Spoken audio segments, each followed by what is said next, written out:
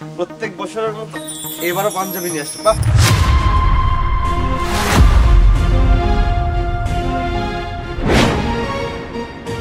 এই বুড়োর বাচ্চা, ছোট লোকের বাচ্চা, তোর কি মনে হয় তোর ছেলে এখনো ছোট লোক আছে?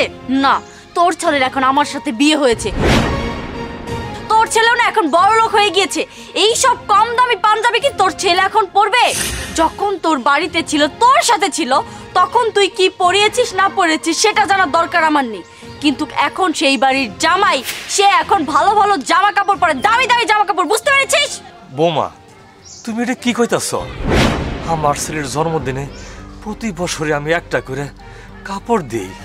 আমার যা সামর্থ্য আছে আমি তাই দিই, আর সেই উপহার নিয়ে আমার ছেলে খুশি থাকে। এই কি বললি তুই? তোর ছেলের জন্মদিন তাই তুই দিয়েছিস? এই জন্মদিনে কেউ এসব সস্তা পাঞ্জাবি গিফট করে? কবিতা, তুমি বাবার সাথে এমন করছো কেন? বাবা প্রত্যেক বছর আমার জন্য একটা করে পাঞ্জাবি গিফট করে আমার জন্মদিনে। এবারও এনেছে, সেটা কত দিয়ে এনেছে বা কি করেছে সেটা আমার দেখার বিষয় না। আমার বাবা আমাকে গিফট করেছে, এটাই আমার কাছে অনেক কিছু। চুপ করো, তুমি আর একটা কথাও বলবে না। তুমি যদি বেশি কথা বলো না, তোমার বাবার সাথে তোমার বাবার বাড়িতে পাঠিয়ে দেব। তুমি ভুলে যেও না যে এটা তোমার শ্বশুর বাড়ি, তুমি এখানে ঘর জামাই থাকো।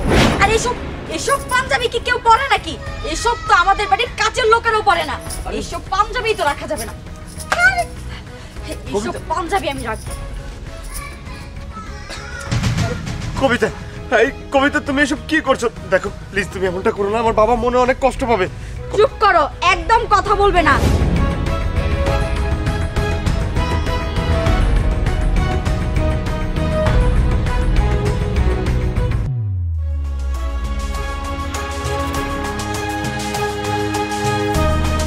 শেষ, এই পাঞ্জাবি একদম শেষ করে দিছি।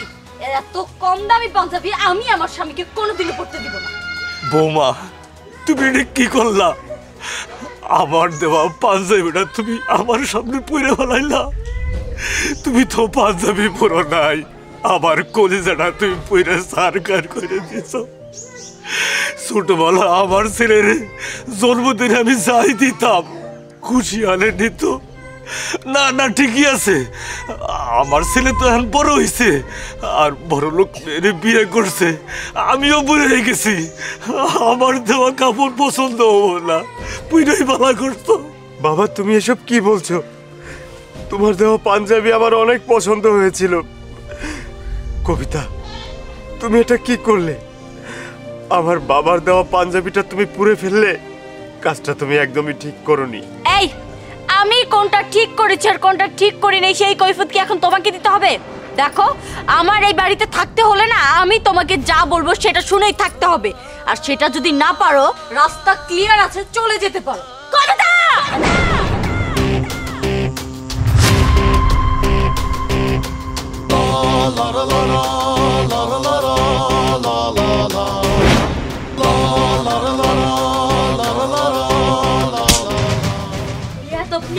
তোর এত বড় সাহস, তুই বাবার দেওয়া পাঞ্জাবিকে তুই এভাবে পুড়িয়ে দিলি? আরে তুই কেমন মেয়ে? তোকে কি আমি এই শিক্ষা দিছি? তোর কি লজ্জা করে না? একটা বাবা কত শখ করে তার ছেলের জন্য এই পাঞ্জাবিটা আনছিল, আর তুই সেই পাঞ্জাবিটা পুড়ে ফেললি। আর এই ছেলে, তোমাকে বলছি, তুমি কাপুরুষের মতো এখানে দাঁড়িয়ে থেকে কি করতেছো? হ্যাঁ, তোমার সামনে তোমার বাবাকে এইভাবে অপমান করলো, আর তুমি দাঁড়িয়ে দাঁড়িয়ে থাকলে তোমার সামনে তোমার বাবার দেয়া পাঞ্জাবিটাকে এভাবে পুড়িয়ে ফেললো, আর তুমি দাঁড়িয়ে দাঁড়িয়ে দেখলে কোনো প্রতিবাদ করলে না। আরে তুমি তো কাপুরুষ। হ্যাঁ, আপনি ঠিকই বলেছেন, আমি সত্যি কাপুরুষ। আমি যদি কাপুরুষ না হতাম তাহলে তো আমি আপনার মেয়ের ঘর জামাই হিসেবে এই বাড়িতে থাকতাম না। আর এই যে কবিতা, তোমাকে আমি বলছি, আমি তোমাকে ভালোবেসে বিয়ে করেছিলাম। আমি কেন সবসময় তোমার কথা মতো চলতাম জানো? আমি চাইতাম সংসারে যেন কোনো অশান্তি না হয়, কোনো জোর ঝামেলা না হয়। শুধুমাত্র সংসারের শান্তির আশায় আমি তোমার কথা মতো চলতাম।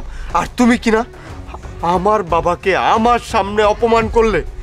আমার বাবার এত কষ্ট করে শখের একটা পাঞ্জাবি, যেটা আমার জন্মদিনে আমাকে উপহার দিয়েছে, বাবার দেওয়া পাঞ্জাবি, সেটা তুমি আমার চোখের সামনে পুড়িয়ে ফেলেছো। তুমি শুধু আমার বাবার পাঞ্জাবি পরোনি, পুড়েছো আমার বাবার কলিজা, আমার বাবার স্বপ্ন, আমার বাবার ইচ্ছা, যেটা ভাঙার বা যেটা পুরার অধিকার তোমার নেই। বাবা চলো, এই মুহূর্তে আমি এই বাড়িতে চলে যাব। এই বাড়ির সাথে আমার আর কোনো সম্পর্ক নেই, চলো আমার সাথে।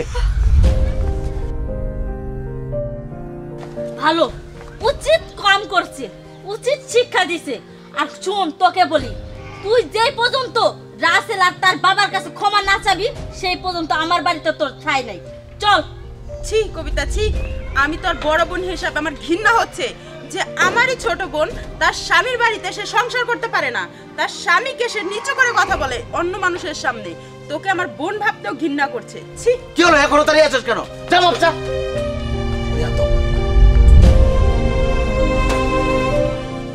আমি কি সত্যি তাহলে ভুল করেছি? হ্যাঁ, আমার মাপ চাওয়া উচিত।